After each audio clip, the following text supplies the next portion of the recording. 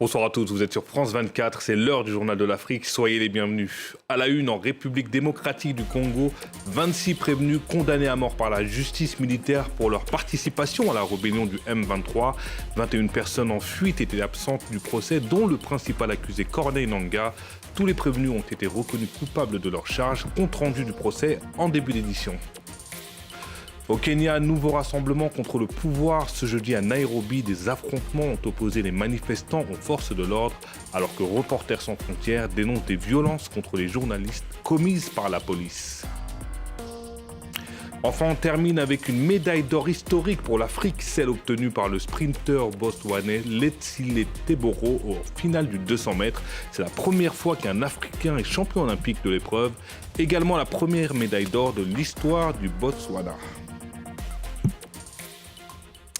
Je le disais en titre, en République démocratique du Congo, 26 personnes ont été condamnées à mort par la justice militaire ce jeudi à Kinshasa pour leur participation à la rébellion du M23.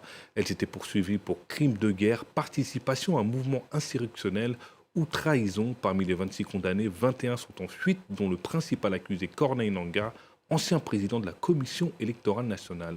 Les précisions de Pascal Moulegua à Kinshasa.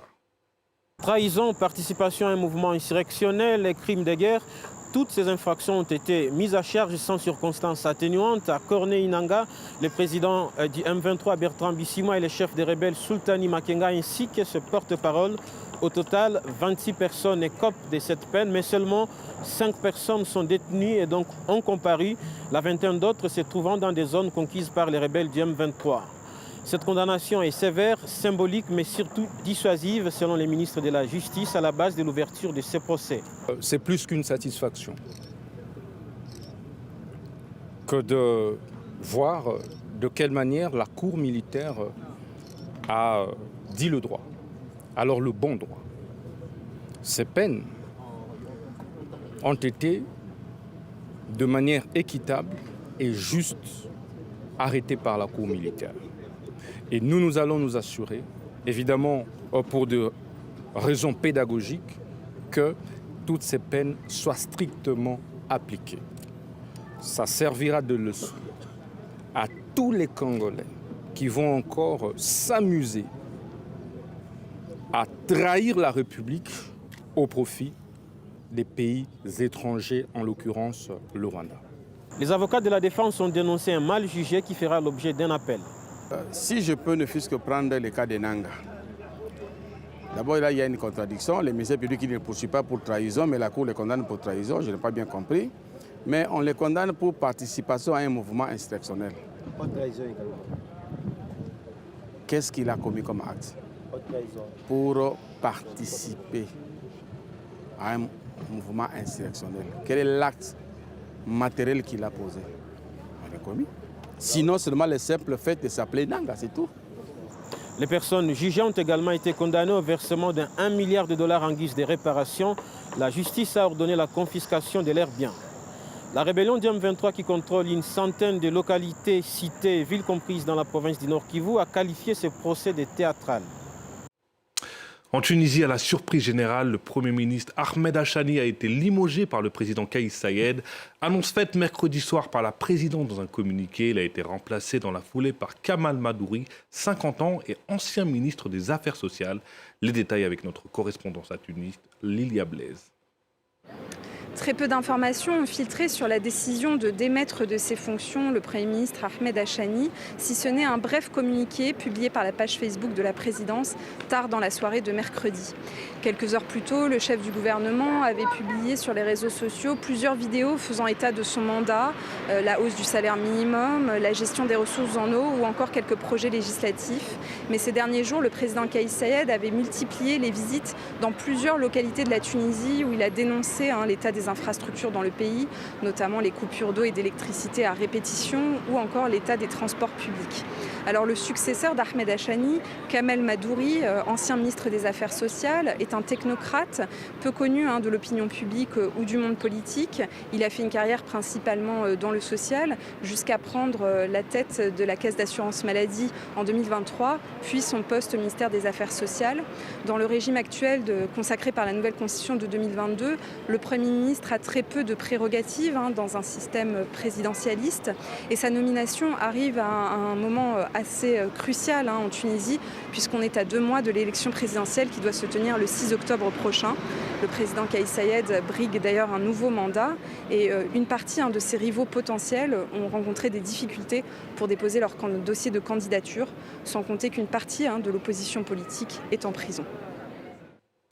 En Guinée, le Conseil national de la transition était ce mercredi face à la presse à propos de l'avant-projet de la nouvelle constitution. Le document présenté le 29 juillet dernier au cœur des débats, la possible candidature ou non du général Mamadi Doumbouya. Les explications de notre correspondant à Conakry, Malik Diakité. Pendant près de 3 heures, le président du Conseil national de la transition a expliqué point par point des dispositions contenues dans la future constitution guinéenne. Selon Dansa Kourouma, président du Conseil national de la transition, ce nouveau texte compte une dizaine de dispositions contraignantes pour servir de paravent à toute forme de coup d'État constitutionnel.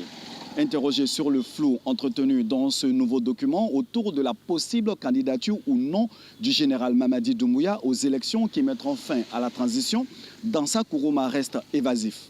La Constitution, ce n'est pas faire une liste, ce n'est pas une sorte de lexique d'exclusion, ce n'est pas ça la Constitution.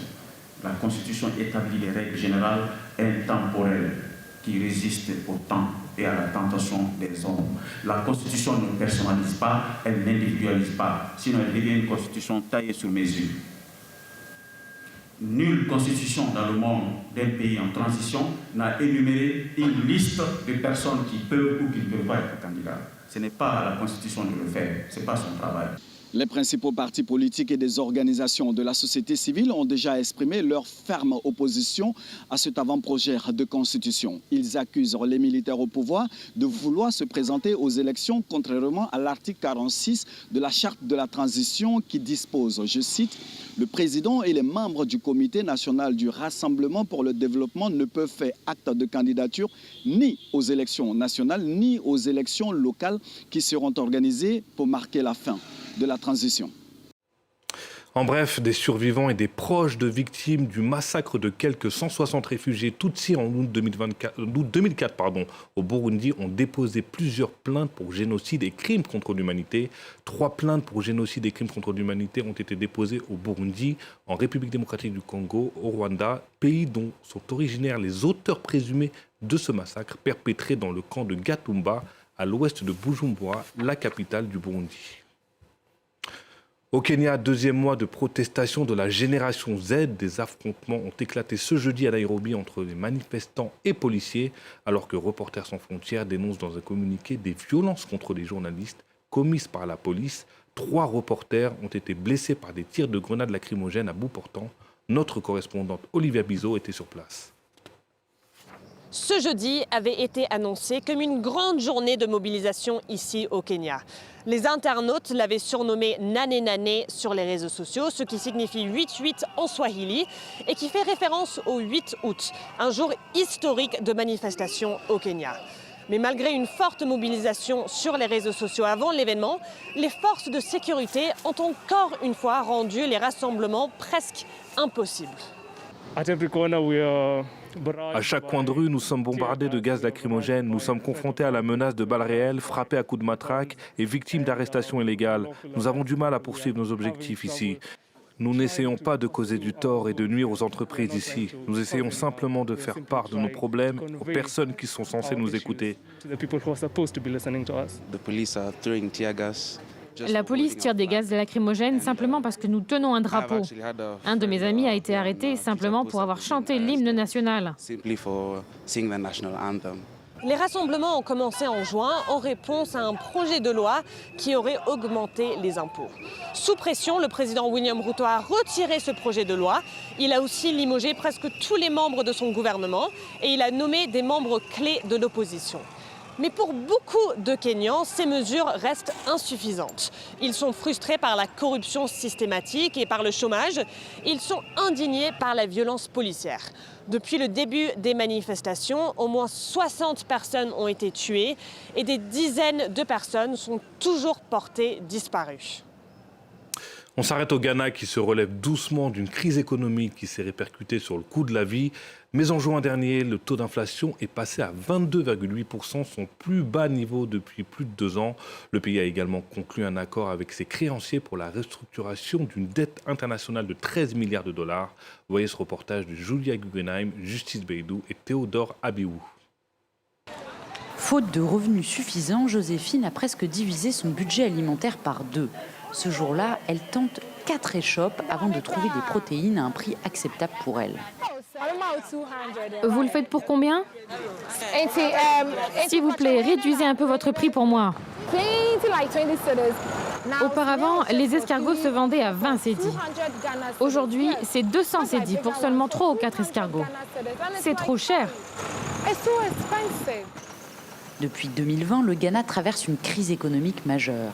La monnaie du pays, le cédi, a perdu plus de la moitié de sa valeur. L'inflation a atteint un niveau record de 54% avant de ralentir autour de 20% l'année dernière. Pour Michael, importateur de voitures, l'impact a été sérieux. Nous n'avons pu vendre qu'une seule voiture récemment parce que le taux d'intérêt ne nous aide vraiment pas. Concernant le personnel, j'ai dû licencier 2 chauffeurs permanents et la secrétaire. Le Ghana est parvenu à un accord avec ses créanciers internationaux qui acceptent de restructurer le remboursement de 13 milliards de dollars. Un espoir pour le redressement de l'économie que certains néanmoins relativisent. L'accord qui a été conclu est porteur d'espoir pour l'avenir. Mais il ne devrait pas avoir un impact si important sur la valeur du cédi, car tous les avantages de la restructuration ont été intégrés dans les taux de change ces 2 dernières années, pendant que les négociations étaient en cours. Avec des élections présidentielles dans 5 mois, les questions économiques sont plus que jamais scrutées dans le pays.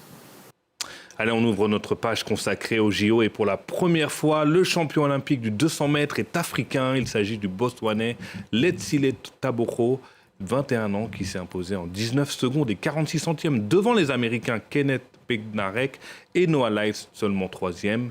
Il offre au Botswana la première médaille d'or de son histoire. La belle médaille de bronze également obtenue par le Maroc, l'équipe de football du Maroc masculine. Dans le match pour la 3e place, les Lions de l'Atlas ont étrillé l'Égypte 6-0 avec notamment un super coup franc du joueur du Paris Saint-Germain Achraf Hakimi et un doublé de Soufiane Haïmi, meilleur buteur du tournoi avec 8 buts. Et c'est officiel, malheureusement, le Sénégal n'aura pas de médaille olympique dans ces Jeux olympiques en 2024. Une grosse déception pour la délégation sénégalaise, composée de 11 athlètes au total. Le Sénégal n'a remporté qu'une seule médaille olympique dans son histoire. C'était en 1988, lors des Jeux olympiques à Séoul, la médaille d'argent d'Amadou Diaba. Les réactions à Dakar avec notre correspondant Eliman Dao. Kombesek, la dernière athlète sénégalaise en lice dans ces JO de Paris 2024, a été éliminée ce matin dans l'épreuve du kayak au sprint, au moment où la principale chance de médaille sénégalaise s'est volatilisée ce mercredi dans l'épreuve des 110 mètres. Et Louis-François Mendy, éliminé aux portes de la finale. Je n'avais pas tous les moyens pour aller en finale, c'est offusqué l'athlète sénégalais sur Instagram.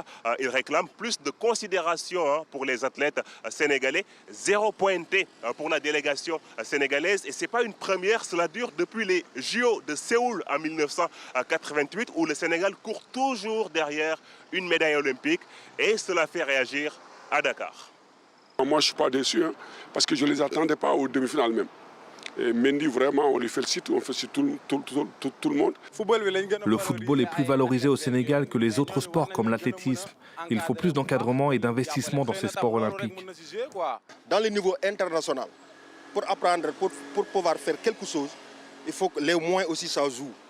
Et vous voyez, donc dans nos pays là, bon, quoi qu'on puisse dire, la volonté est, on voudrait rapporter quelque chose, mais aussi il y a la limite des moyens. Cette performance des athlètes sénégalais inquiète en tout cas au Sénégal, alors que le pays s'apprête à accueillir en 2026 les Jeux olympiques de la jeunesse. Ce sera le premier événement olympique de l'histoire organisé sur le continent africain. Et c'est la fin de cette édition. Restez sur France 24, l'information continue.